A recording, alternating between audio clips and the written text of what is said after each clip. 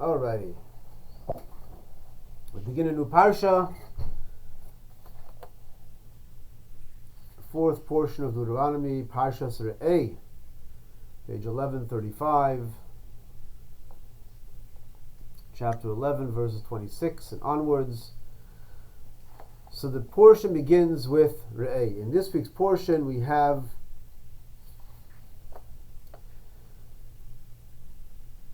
Moses continuing address to the Jewish people before they cross the Jordan. But here, in this portion, Moshe Rabbeinu, Moses, sort of like shifts gears. We're talking about fundamentals of Judaism, but here we're shifting gears from beyond principles, fundamental principles of theology, of Jewish belief and Jewish thought. And here we get into many details. The laws upon entering the land of Canaan, the promised land, laws of different food, non-sacrificial meat, idolatry, and sanctity of the body, laws of tithing, laws of loans, how we treat servants, laws of the firstborn animal, the festivals, laws of keeping kosher. There are many details which are in this week's portion. But it begins with the verse, see, re'eh, look, see. I am giving you today a blessing and a curse.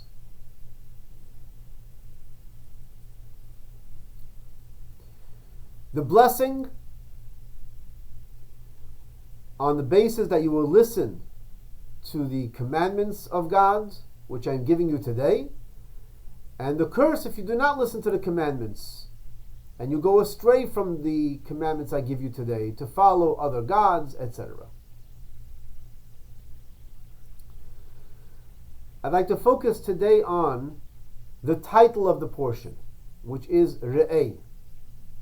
Look, see. And I'd like to focus on something which is maybe a bit more philosophical, but which creates a fundamental concept in Judaism. In the last two portions, and primarily in the last portion that we spoke about, the second paragraph of the Shema, the emphasis over there is hearing. It makes a reference to following God's ways if you hear. V'haya im shamoa tishma'u, if you will hearken and listen, if you will listen to God. Here there's a shift, not listening to God, or Shema Yisrael. We're very familiar with that. Shema Yisrael, listen Israel, hear O Israel. And here we're shifting from hearing to seeing. It seems, why emphasize that? Why is that important? It's a terminology which is used. It's such a small detail. Maybe it's poetic. It's using a term which is used in style. Here, look what I'm showing you, or listen what I'm telling you. They're all interchangeable, right? It seems like a small nuance. We mean to say the same thing. When a person says, "Look, I got to show you something," or "Listen, I have to tell you something," it means the same thing. It means it's something which is tangible, or pay attention. You want to capture someone's attention. But in the Torah, everything is precise. Shema Yisrael is a fundamental statement in the Torah. Listen. It's actually just to bring the point home. What do we do when we say the Shema Yisrael? What do we do? Over our eyes. We put our hand over our eyes. Isn't that interesting? When we say the Shema Yisrael, we're not only emphasizing listen, we're even covering our eyes to express that it's not seeing, it's listening. We cover the eyes. Okay? We don't want to be distracted. Okay, but we close the eyes. So in other words, it's emphasizing clearly it's not look. Look. Here, in this week's Torah portion, it now emphasizes look, see. So this is something which is very important. And as I mentioned, it's something which is more philosophical, but we can appreciate it. We have a philosophical group here. So, if you recall, Moses wanted to share his vision of reality with the Jewish people. And that wasn't granted. He cannot cross the Jordan. He cannot share his perception, his vision of reality. And so, instead of sharing a vision of reality, in other words, giving us the gift of that vision, we can't have that gift of that vision. Moses saw reality from a different perspective. Why is it that the Jewish people, think about this.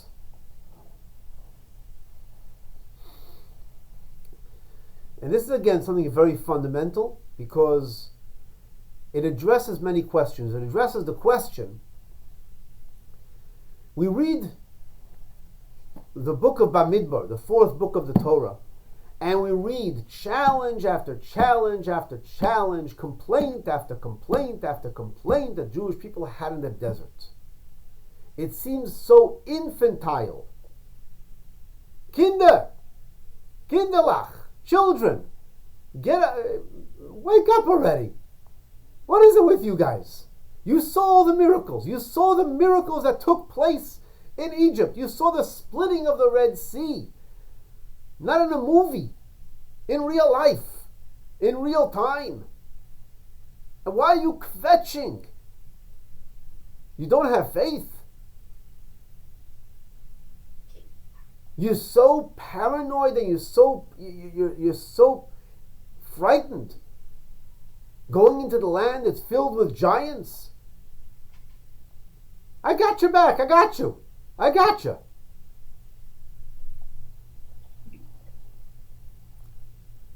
Moses wasn't fazed. Why is it that the Jewish people were so fazed by this? Didn't they see with their own eyes? Didn't they see what Moses saw? Didn't they see the miracles?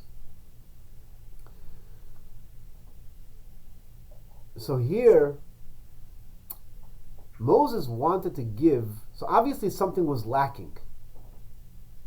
Despite the fact that they saw miracles, there's something lacking. And so Moses wanted to give them a gift of seeing things from a deeper perspective. So let's understand what's taking place here. What was lacking? Why was it that they after seeing all those miracles, this wasn't a reality for them? So here's the difference between sight and hearing. Our mind and our vision. Things that our mind processes through hearing, and things that our mind processes through seeing. We know the cliche, seeing is believing. Or in business, show me the money.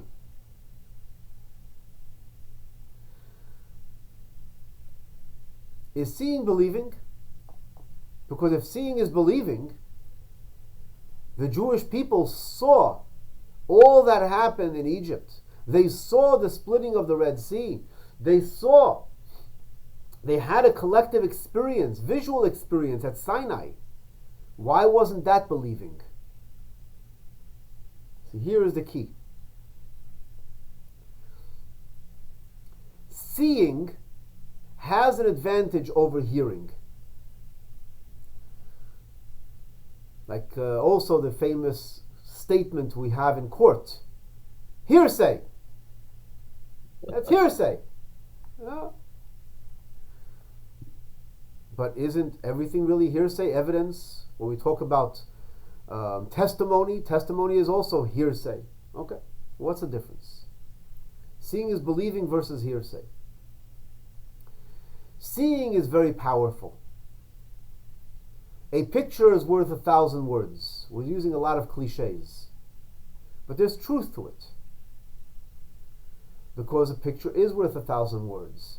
In words, you can only capture certain things. A picture captures much, much more. But it captures it. A picture captures, and it's worth 1,000 words. But not everything do you see in the picture. Some things you just focus on what stands out. You don't always observe and see the little details on the sides. You know, like the what's the picture game? The Find Waldo. Why is Find Waldo? Can you find Waldo? Why is it so difficult? Because there's so many things going on, you don't always see where the Waldo is. Seeing is believing.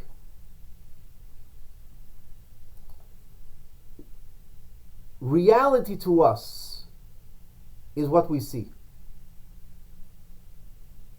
But our memories are not always so perfect. What is present before our eyes now is my reality now. If the reality now contradicts the reality I had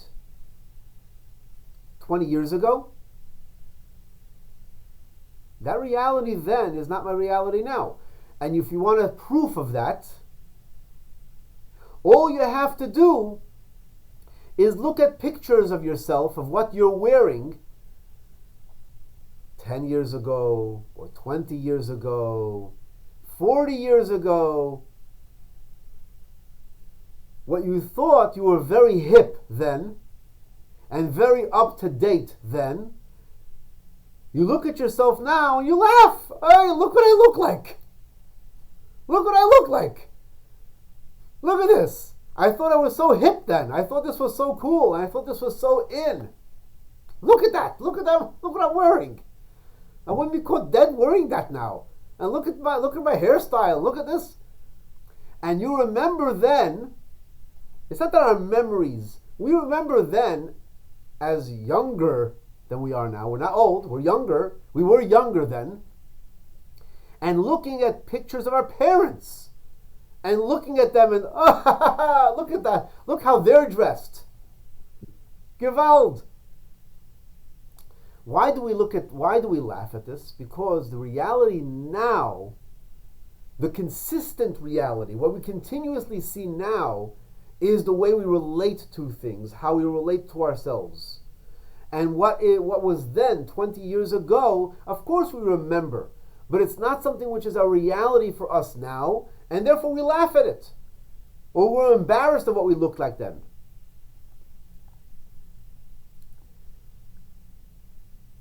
Miracles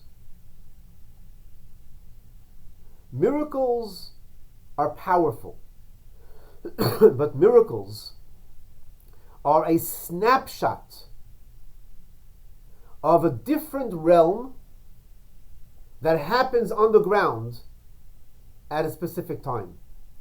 The splitting of the sea.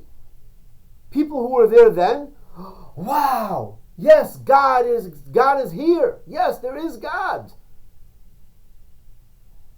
Seeing the mighty Egyptian empire crumble. Wow, this is God. But then a new reality sets in, because then you see reality on the ground, and we don't always see splittings of the Red Sea. The reality on the ground now, the spies see mighty giants, and that's the reality on the ground. The reality on the ground becomes my reality, my perception of reality. And so the memory of the miracle was never something really internalized. That's the key word. It wasn't something really internalized. It was only my perception of what's happening on the ground. A perception. So I saw a miracle. That's a momentary flash and snapshot of a divine reality that I saw. You see things. You don't understand.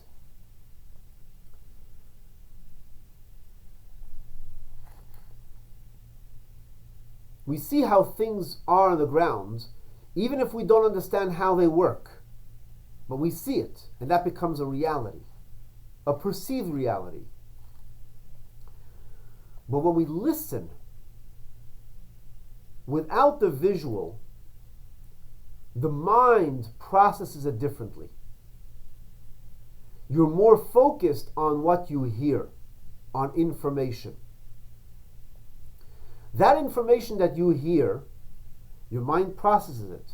You understand it. You try to understand it. The more you understand something without the visual, but you understand it, you process it in your mind. Again and again and again and again, you process it and you understand it. Once you now understand it, it's much more powerful than vision. Because the vision is here today and gone tomorrow. That's a perception. You don't really understand it. You see it. That's how you know it's real, because you see it. So a person who is a so-called magician and shows you a visual to that, wow, they see a person floating, you see a person disappear. Wow, seeing is believing. Yeah, you believe it, but you don't understand it. And you second guess yourself. Come on, is that real? And for good reason you second guess yourself. Because come on, people just don't disappear. People don't just float around. So when someone says, come on, do you really believe that? You second guess. But you saw it. Yeah, but maybe it was a sleight of hand. Because you don't really understand it. You don't understand it. And the truth is, it is a sleight of hand. And the things that you don't see behind curtains and smoke and mirrors and all kinds of stuff. But once you understand something, and you have a crystal clear perception and understanding of something, it may not be as powerful as vision, but in the long run, it is more powerful. Because the power of understanding of the mind is greater than the visual. Because now the mind processed it, and it's the key word, now you've internalized it. Now you internalize it. So let's go back. Moses wanted the Jewish people to have his vision. Moses couldn't give a gift of his vision. Moses saw a different reality. We saw snapshots of that reality at moments of miraculous events. But those snapshots of that reality did not become internalized because we didn't understand it. We didn't perceive it to the point that our minds truly processed it. And so whenever there was another visual on the ground, that became our reality. And that's why the Jews continuously would complain in the desert. That's why the Jews continuously were afraid of entering the land of Israel, even though they saw the great miracles, because they never really processed it, internalized it. It was only a snapshot of reality of what they saw on the ground. But maybe, I don't know, is God still with us? But maybe this is not something we're able to overcome. Who knows? It wasn't internalized. Moses continuously saw it. It wasn't about, to Moses wasn't just a processing of the mind. Moses continuously saw a different reality. And so he couldn't give us that gift. That's why he kept on saying, listen, Shema Yisrael, V'hoya im shamoa, if you will listen. You need to process it with your mind. Understand it. To see with your mind's eye, to understand it and process it with the mind. Now that we've processed it with our mind, now let's begin to see things in a different perspective. So the parsha begins Re'eh. Listen, not listen, see, look. And where do we see the reality?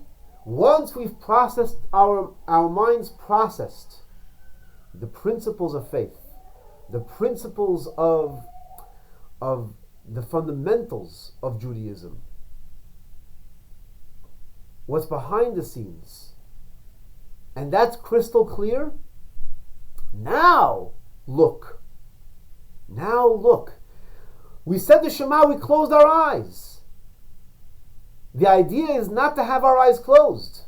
Now the idea is open your eyes and see the world in a different light. And where do you see things in a different light?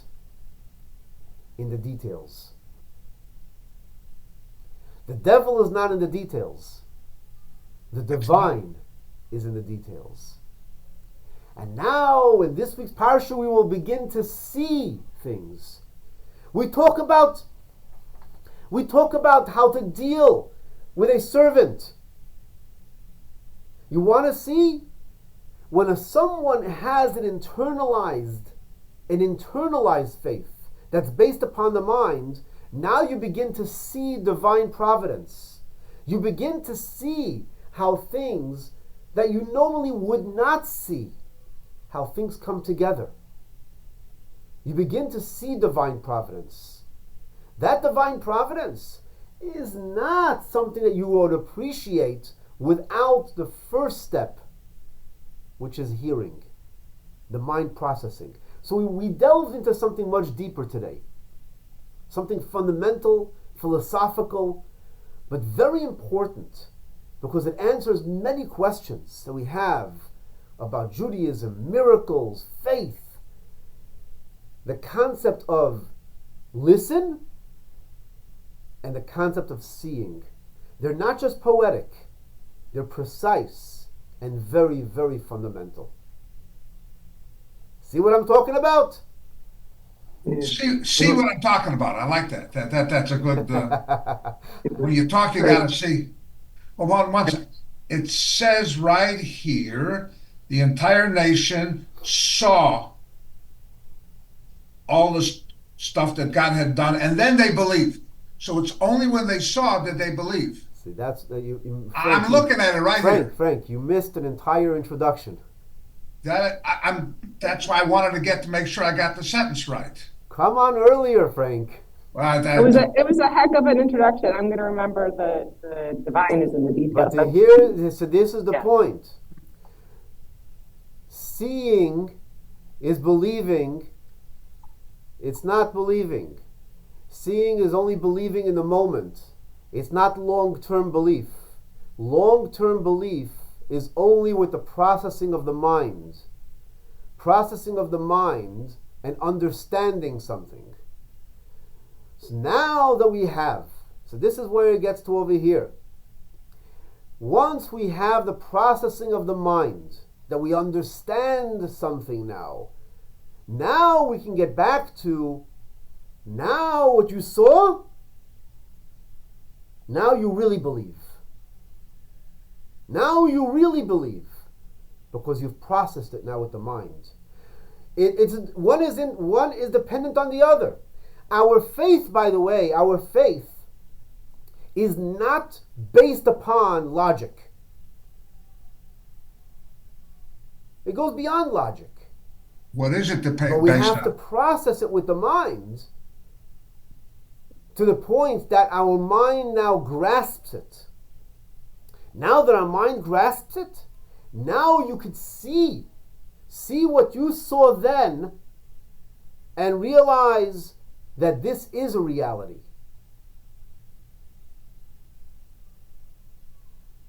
So when they saw the splitting of the sea, that moment, wow, I believe.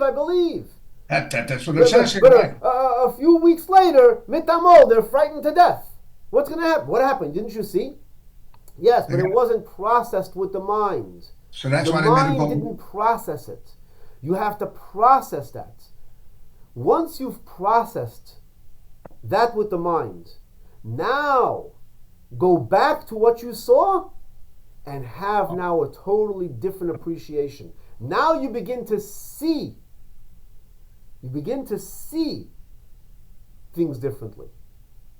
By the way, I believe Michelangelo You said. begin to see what you hear. I believe Michelangelo also said God is in the details as well. That's what we spoke about. The devil's not in the details. The divine. I is don't in know who said the devil, but I believe Michelangelo said God is in the details when he did his stuff. Okay, that he was I believe- on the right track. Well, I believe so. Yeah. Okay. Thank Have an you. awesome day. Good stuff. It's like getting a new inner lens, so then you see outwardly more clearly once you understanding clicks on. I like it. Yes, I have a Joe. quick.